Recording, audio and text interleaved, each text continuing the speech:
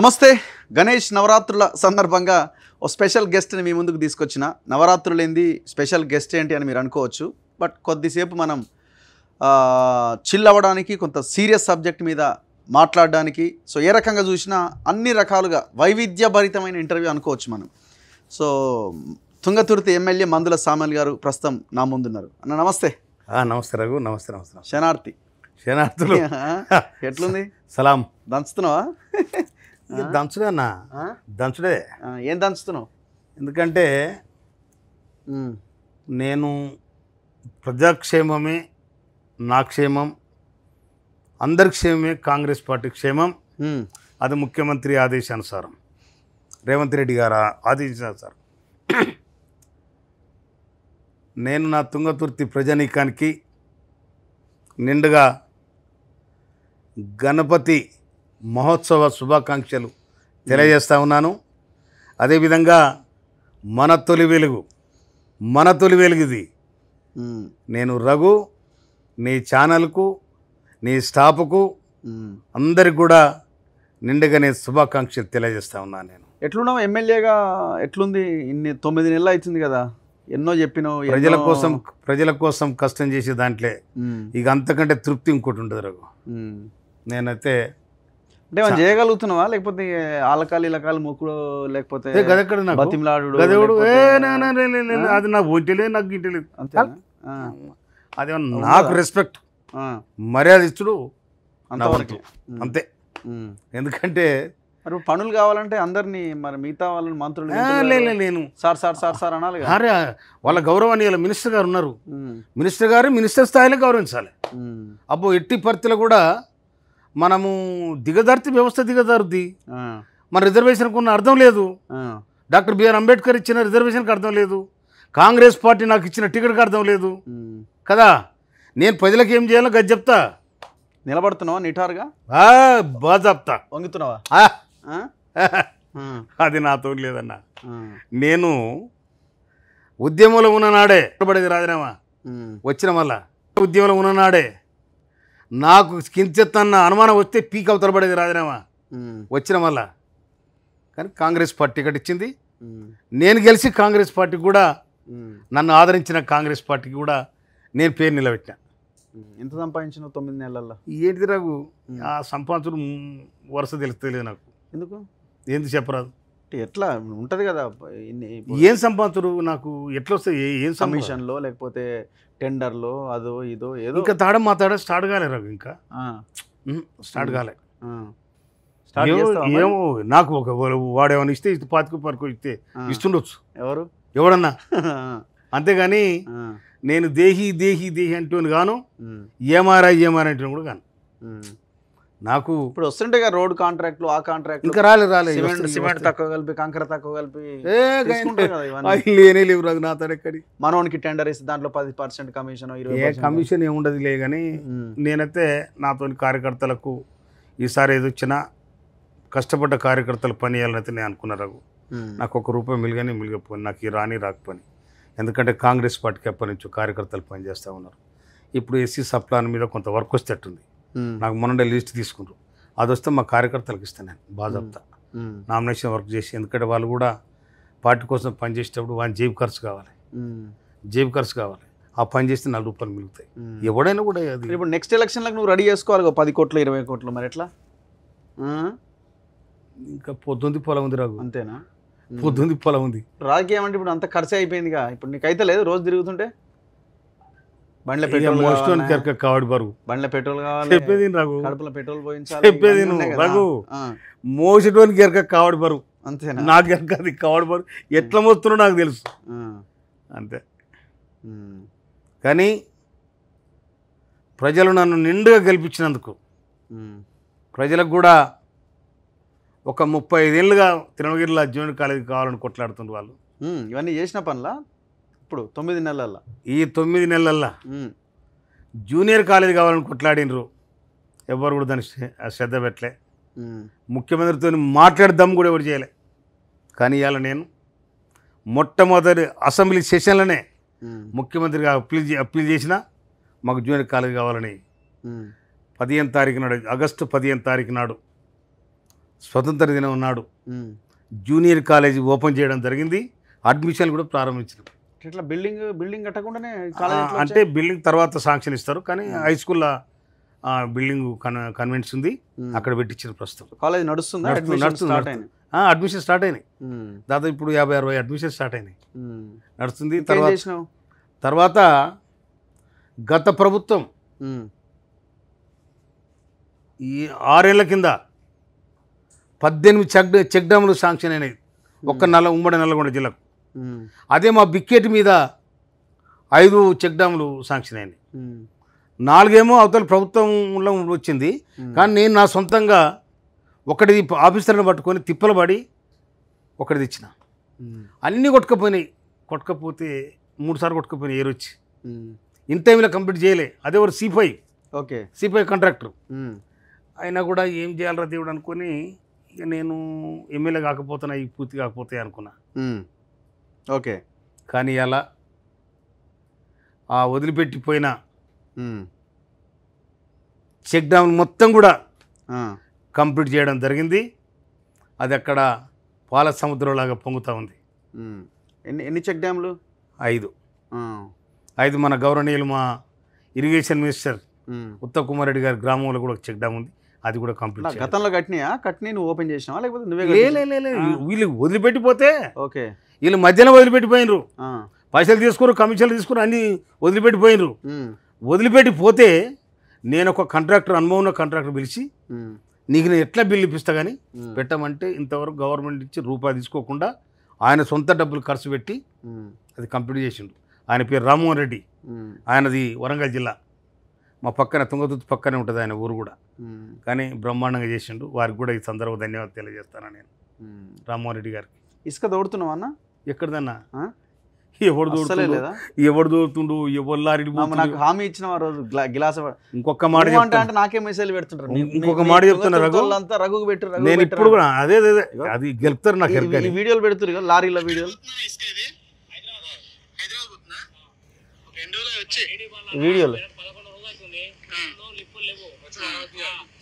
అడిగిన మానవుడు లేడు మా దగ్గర. ఏమంటే లేడు తీసుకుంటూ దాని మీద వాడు చెప్తున్నాడు. అయితే లారీలు ఎక్కడి నుంచి వస్తున్నాయి? ఆయిల్ అని వీడియోలు కూడా నేను ఒక మాట చెప్పినారు. ప్రభుత్వ అవసరాలు తీసుకపోతే నేను అడ్డం పడను కూడా చెప్పిన. ఈ రోజు కూడా మీ బుద్ధి చెప్తలేను, ఎందుకంటే 4th టైం నేను నీ ఛానల్కి రావడం. అంటే మీరు నేను రాను అని అయితే ఎక్కడ ఏం అంటలేరు. అంటే ఇవన్నీ నాకు వీడియోలు వచ్చినా చేసినా కూడా మాట్లాడుతూనే ఉన్నారు, ఇంటర్వ్యూలు అయితే ఇస్తూనే ఉన్నారు. ఎస్, అయితే తలకాయ దాచుకుంటలేరు. నేను దాచుకోను. నేను మర్మ గర్భంగా నేను మాట్లాడాను, నిజం మాట్లాడతాను. నేను మరి ఏమైంది?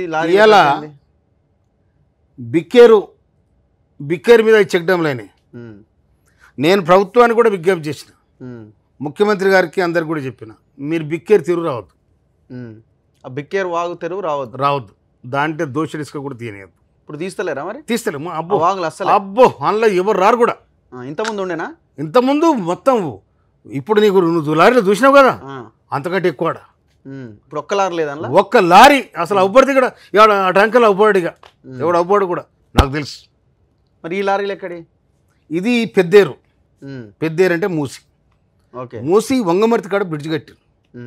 బ్రిడ్జ్ అవతల మూసి ప్రాజెక్ట్ ఉంటుంది. మూసి ప్రాజెక్ట్ దగ్గర సిల్ట్ తీయడానికి గవర్నమెంటు ఏముంది సైంటిస్టులతో కూడా అది మైన్స్ వాళ్ళు దాన్ని రీసెర్చ్ చేసి ఈ సిల్ట్ తీయాలని వాళ్ళు అనుకున్నారు. నాకు చెప్తే మీ ఇష్టం, బయట డిపార్ట్మెంట్కి మీరు ఏమైనా చేసుకున్న అక్కర్లేదు, గవర్నమెంట్కి ఏం చేసుకున్న అక్కర్లేదు, కానీ మీరు మాత్రం బిక్కేట్కి రావద్దని మైన్స్ ఎండీకి చెప్పినా, అందరు చెప్పినా నేను దాని మీద కట్టుబడి ఉంటా. ఇవాళ కూడా మూసీ నదిలో అది వంగమర్తి బ్రిడ్జి అవతల తీసుకుంటే నాకు అభ్యంతరం లేదు. ఇది కూడా చెప్తున్నాను, ఆయన కూడా చెప్పినా. నేను మీ నియోజకవర్గమే కదా, మీ నా నియోజకవర్గమే. అది గవర్నమెంట్ పోతే కూడా ఓకే, తీసుకోమని చెప్తాడు గవర్నమెంట్కి. నేను నాకు ఇన్వాల్వ్ ఉండను అందులో. గవర్నమెంట్ రూల్స్ అండ్ రెగ్యులేషన్స్ ప్రకారం ఏం చేసుకుంటారో చేసుకొని, అంతేగాని ఇవాళ దాదాపు లక్షలాది ఎకరాలు సాగుబడి అవుతున్న బిక్కేరు జోలికి రావద్దు మాత్రం నేను ప్రభుత్వాన్ని కూడా విజ్ఞప్తి చేస్తాను. అంటే మొత్తం ఓన్లీ బిక్కేరా? మూసీ మీద కూడా ఆధారపడుతుంది కదా మీ ప్రాంతం. మరి ఎప్పుడు నీళ్ళు వస్తాయి దీనికి, ఎప్పుడు నీళ్ళు వస్తాయి మూసికి. హైదరాబాదు ఫ్లోటింగ్ అంతా అక్కడికి పోయింది కదా. అట్లా ఒక్క కాదు బిక్కెట్ మీద ఇవాళ మూసి మీద లక్షలాది ఇరిగేషన్ ఉంది, లక్షలాది పారుగాడి. ఇవాళ నీకు శాలిగవరారు అంత పెద్ద ప్రాజెక్ట్ నింతది, తర్వాత అసిమినగర్ కాలువ, తర్వాత రాస కాలువలు, ఎన్నో కాలువలు అన్నీ కూడా ఈ బిక్కెట్ మీద ఈ పెద్దేటి మీద ఆధారపడి. ఇప్పుడు ఇంట్లో కూడా కొంత సరే ఇప్పుడు ఏం లేదని అనుకుంటూ ఉండదన్న. ఇప్పుడు నల్గొండ జిల్లా, అది మీకు తెలుసు నాకు తెలుసు, నల్గొండ జిల్లాలో పెద్ద పెద్ద తిమింగలాలు ఉన్నాయి అందులో. ఇక నేను చూడు రఘు, కొన్ని మీరు నా పరిధిని దాడి నేను మాట్లాడరు. అదే అంటున్నా నేను కూడా, నా పరిధిని దాడి మాట్లాడను నేను.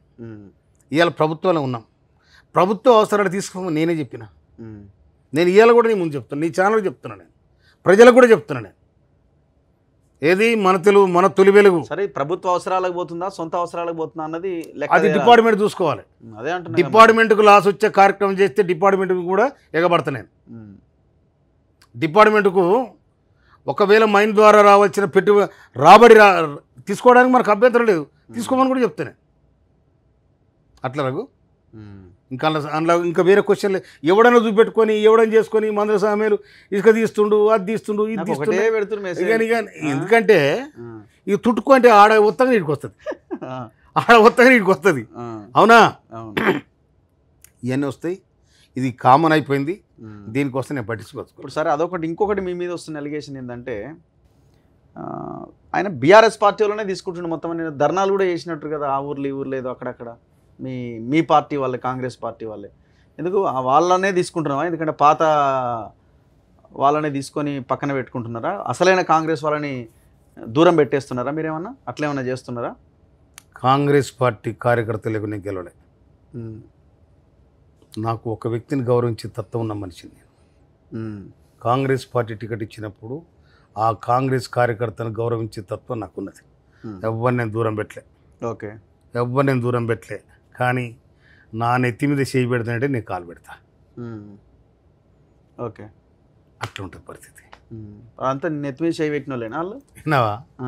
విన్నావా? ఇక నేను ఇప్పుడు గెలిచిన, ప్రజలు గెలిపించారు. నేను బేరగాలతో గెలవలే, బేరగీసి నా కోసం నిలబడ్డ వాళ్ళతో గెలిచిన. బేరగాలతో గెలవలే, బేరగీసి నా కోసం నిలబడ్డ ప్రజానికంతో గెలిచిన. అది కాంగ్రెస్ పార్టీతో గెలిచిన. నేను కష్టజీవులతో గెలిచిన, రైతాంగంతో గెలిచిన, యువతరంతో గెలిచిన, మహిళా సోదరిమణులతో గెలిచిన. ప్రతి కులం కూడా నాకు సపోర్ట్ చేసింది. మాదిగలు మొత్తం మన సైడ్ అయినారు. అట్లా గెలిచింది. ఒక్క కులం కాదు, ఒక తలం కాదు. ఎందుకంటే నేను కొత్తగా దిగొచ్చినాను. కానీ నేనాడ 2021 నుంచి అంతకుముందు నాకు సంబంధాలు కానీ నా బంధుత్వాలు కానీ 2021 నుండి ఇప్పటి వరకు నియోజకవర్గంలో ఏ రాజకీయ నాయకుని ఇల్లు ఎక్కడుంది, ఏ ఊర్లో ఏ సంద ఎక్కువ ఉంది, నేను డైరెక్ట్ వెళ్ళిపోతాను. నాకు అంత సంబంధాలు ఉన్నాయి, ప్రతి పార్టీతో సంబంధాలు ఉన్నాయి నాకు. నేను టీఆర్ఎస్లో ఉన్నాడు కూడా కాంగ్రెస్ వాళ్ళతో నాకు సంబంధాలు ఉన్నాయి. అంటే రెస్పెక్ట్గా నేను అట్లా బతికినాను కాబట్టి నాకు అందరితో సంబంధాలు ఉన్నాయి. అందరితో నేను ఓపెన్గా ఇవ్వాలి. ఇంకో కాంగ్రెస్ పార్టీ కూడా ఆలోచించింది, కొత్తోనికి ఎవరిని ఇస్తారు, వాడు చదువుకుంటేనే సరిపోతురా, పాతోనికి వీనికి తెలిసినోనికి ఇచ్చిన అనుకో సర్రాసుగా ఎవరులేకొని పోయి ధర్నా పెట్టి ఓట్లాడుతాడు. కానీ వానికైతేనని కాంగ్రెస్ పార్టీ కూడా చాలా 5 ఏళ్ళు ఇదే లాస్ట్ పీరియడ్ అనిపిస్తుందా? మళ్ళా టికెట్ వస్తే పోటీ చేస్తే గెలుస్తామన్న బాజాబ్తా గెలుస్తాం బ్రహ్మాండంగా. జనాలు హ్యాపీగా ఉన్నారా? మీ సామెల్ నువ్వు చూసుకో బ్రహ్మాండంగా. సామెలన్నా ఏంద్ర నా బర్త్డే అయితే తనకి ఏంది అనుకోండి, నేను చెప్పకుండానే 1000 మంది వచ్చారు నాకు, 1000 మంది. నేను ఎవరు రూపాయి ఇవ్వలే. సామెలన్న బర్త్డే పొలం పార అట్లా ఉంటుంది నమ్మ. అరే ఎమ్మెల్యే కదా, ఎమ్మెల్యే ఉంటాడో పోదాం పాను అనుకోరు. సామెలన్న అట్లా ఉంటా, నేను ప్రేమతో ఉంటా. పనులు చేస్తున్నారా? వచ్చిన జనాన్ని కలవకుండా పంపించేస్తున్నారా? నువ్వు తెల్లారంగా 5 గంటలకు రా మా ఇంటికి. ఏడా ఈడ కానీ ఆడ కానీ ఆడుంటే అడిగిరా, నేను ఆడుంటే అడిగిరా. వాళ్ళు వచ్చి నాకు సంతోషం. ఇప్పుడు ఇంకొక మాట డైలాగ్ చెప్తా చూడు. నేను రాజకీయ నాయకునికి జనం కావాలి, రైతుకు రాశి కావాలి. అవునా? అవును, అంతే. నేను రాజకీయ నాయకుని, జనం ఉన్నారు నాకు, నేను రైతును రేపు పొద్దుగాల రాసి ఉంటుంది నాకు. అట్లా నేను ఆ తృప్తితో బతుకుతుంది రఘు. నేను అట్టే ఉంటా. మంచి పాట పాడు జర ఏదన్నా మంచిగా. ఇది ఎక్కడ పాట? నాకు ఈ ఛానల్ పాటలు నాయుడు తగిలి ఉద్యమ పాటన ఏదన్నా, గద్దర్ పాట ఏదన్నా మంచిగా మొన్న వాడినావు కదా ఆడ స్టేజ్ మీద. అరే అది ఏదో ఊపు వచ్చింది బాగా అన్న నేను నా ఇంట తలుగుతారే పాడరు పాడమని. వాడరా అదేమో జనాలు కూడా ఎంటర్టైన్మెంట్ ఉంటుంది. అదేం లేదన్న అట్లా ఏం లేదు. పాటలంటే ఒకటి వాడు. పాట అంటే నాకు ఇష్టమే. పాట ఇష్టమైన అంటే పాట నాకు ఏముంటుందన్న, దచ్చన్న దారిలో నీ దారి నా దారి పొరుదరేరో దచ్చన్న దారిలో అద్దాల మెడగట్టి ఆకులల్ల బంతివో దచ్చన్న దారిలో పుట్ల కొద్ది పంట తీసి పూటకు జస్తీవిరో దచ్చన్న దారిలో నరన్న నారరో నారరా నరారి నారాయణ. పాడేదా అప్పుడు? లేదు రఘు, నాకు గద్దరన్న పాట అంటే ఇష్టం. ఓకే. ఎందుకంటే గద్దరన్న పాటల ఒక న్యాయం ఉంటుంది, గద్దరన్న పాటల ఒక సామాజిక స్పృహ ఉంటుంది, గద్దరన్న పాటల జెండర్ ఉంటుంది, అవును, గద్దరన్న పాటల తిరుగుబాటు ఉంటుంది, న్యాయం కోసం పోరాటం ఉంటుంది.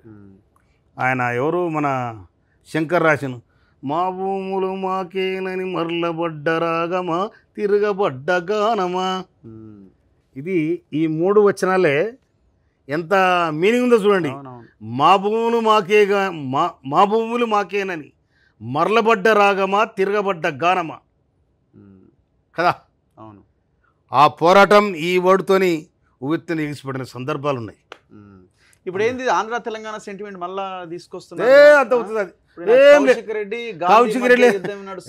కౌశిక్ రెడ్డి వాడొక తెలంగాణ ద్రోహి. ఎవడు కౌశిక్ రెడ్డి? 2010 మే 28 తారీఖు నాడు, డేట్ కూడా గుర్తుంది నీకు, 2010 మే 28 తారీఖు నాడు మానుకోట మీద దాడి చేయడానికి జగన్ వస్తే జగన్ తరఫున వీడొచ్చి రాలేసాను మా మీద.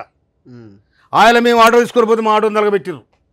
వీడు తెలంగాణ కోసం మాట్లాడా, ఆంధ్రుల కోసం సంకనాకుండా ఆంధ్రలో ఆ 11 సీట్లు వచ్చినాయి ఆంధ్రులకు. ఇక్కడ వాళ్ళే కదా మీకు సీట్లు ఇచ్చింది. మాట్లాడే అధికారం ఎక్కడ జిల్లాకు? ఎవరా కౌశిక్ రెడ్డి? కౌశిక్ రెడ్డికి ఉన్న నేపథ్యం ఏంటిది? తెలంగాణ ఉద్యమకారుల మీద రాళ్ళేసిన హీనమైన చరిత్ర, తెలంగాణ ఉద్యమకారుల మీద రాళ్ళేసిన హీనమైన చరిత్ర మానుకోట దగ్గర జరిగిన మహత్తరమైన పోరాటం.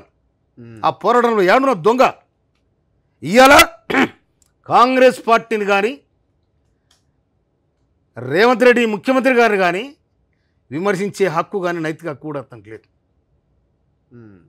అందుకోసమనే అసలు వీళ్ళను ఎగబెడితే కూడా ఏమైనా సిగ్గుచరం ఉండాలి. ఇప్పుడు హరీష్ రావు వీళ్ళందరిని హౌస్ అరెస్ట్ చేశారు కదా, పాపం మమ్మల్ని హౌస్ అరెస్ట్ చేశారు, ఇదేం ప్రజాస్వామ్యం, మేము బయటికి వచ్చి ప్రశ్నిస్తే మాకు భుజాలు ఇరిగిపోయినాయి, హాస్పిటల్ కూడా పోనిస్తలేరని పెద్ద గొడవ చేస్తున్నారు కదా. ఇవాళ కేటీఆర్ వచ్చిండు, కేటీఆర్ వచ్చి కౌశిక్ రెడ్డి కుటుంబాన్ని వీళ్ళంతా ఒక టైంపాస్ చేసుకుని ఉన్నదంతా అయిపోయింది, పార్టీ రాదు ఏది ఉండదు, అది అంత అయిపోయింది. టైంపాస్కు ఏదో చేస్తూ ఉన్నారు. ఇంత ఎమ్మెల్యే పదవి ఉంది కదా అని టైంపాస్కు. వీళ్ళు ఏ ప్రజల కోసం కొట్లాడినరు? మీరు ధర్నా చౌకులు ఎత్తేసినారు, మాట్లాడితే నిర్బంధాలు అన్నారు. నీకు నిండు అసెంబ్లీలో ప్రజాస్వామ్యబద్ధంగా ఎన్నికైన సంపత్ కుమార్ వెంకరెడ్డి గారిని అసెంబ్లీ సభ్యత్వం కూడా రద్దు చేశారు. హీనమైన పరిపాలన మీది. అట్లా అనుకుంటే ఎవరు కౌశిక్ రెడ్డిని ఒక్క సెకండ్లా తీసేయచ్చు. కానీ ప్రతిపక్షానికి ఆ గౌరవం ఇవ్వాలి, ప్రతిపక్ష విలువను కాపాడాలి అనేది మా ముఖ్యమంత్రి రేవంత్ రెడ్డి గారికి ఉన్న గొప్ప ఆలోచన. అది మీరు అక్కడే ఉండి నిలబడాలని చెప్పారు వాళ్ళు.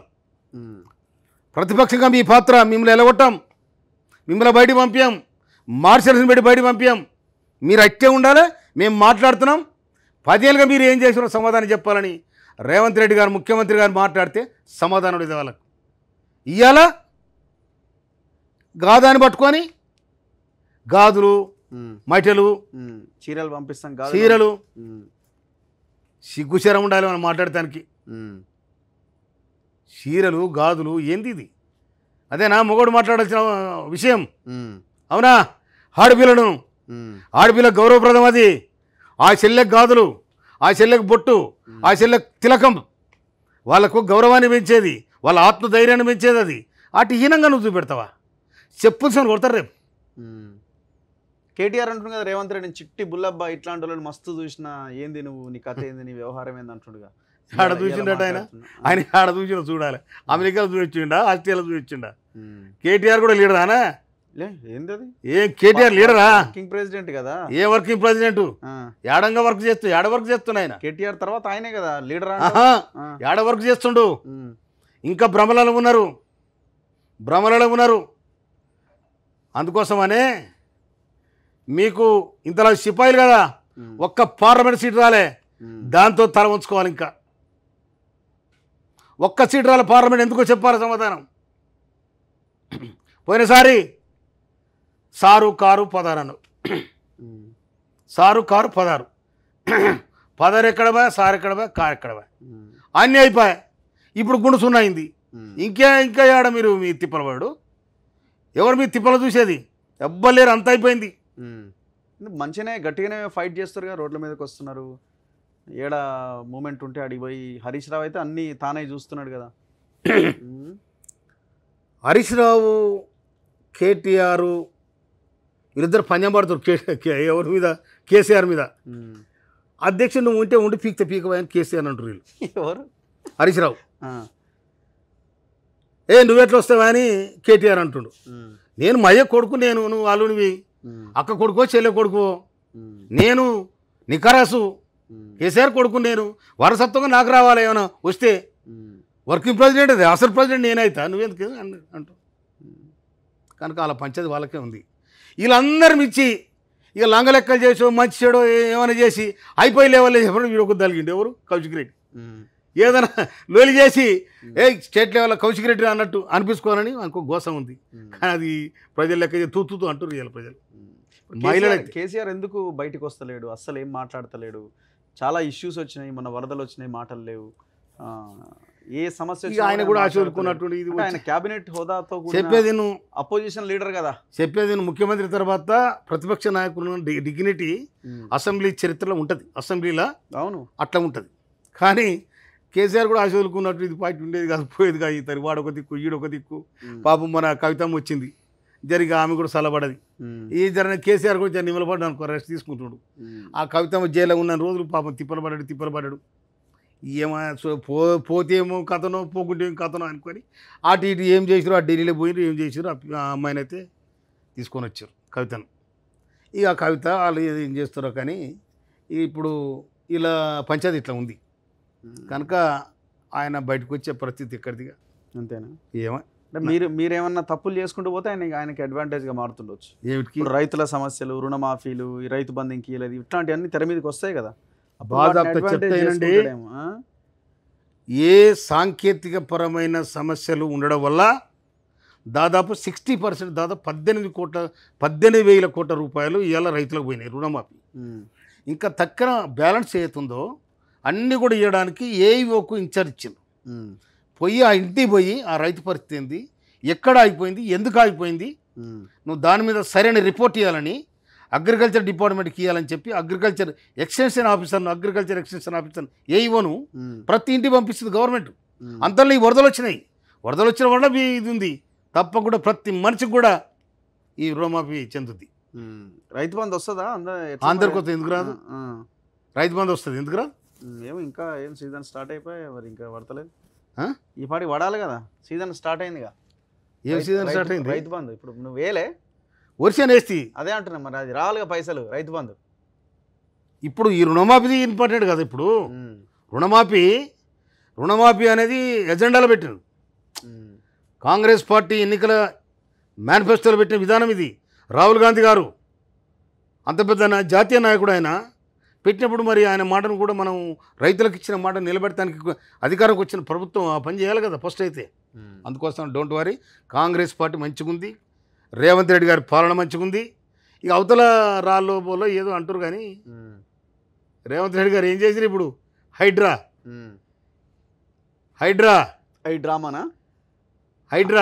హైడ్రామానా హై లెవెల్ కొంతమంది అంటారు హై లెవెల్ డ్రామా అని చూస్తున్నాం కదా ఏంటి ఏం పనులు అంటారు పొక్కిల్లా బుల్డోజర్ ఏం చేస్తున్నాయి అవి ఐడ్రామా చేస్తున్నాయా లేకపోతే ఆట ఆడుతున్నాయా? ఇప్పుడు మీ ఊర్లో ఏమైనా చెరువులు కబ్జా అయినాయా? మా మోత్కూరు చెరువు కబ్జా అయింది. కబ్జానా?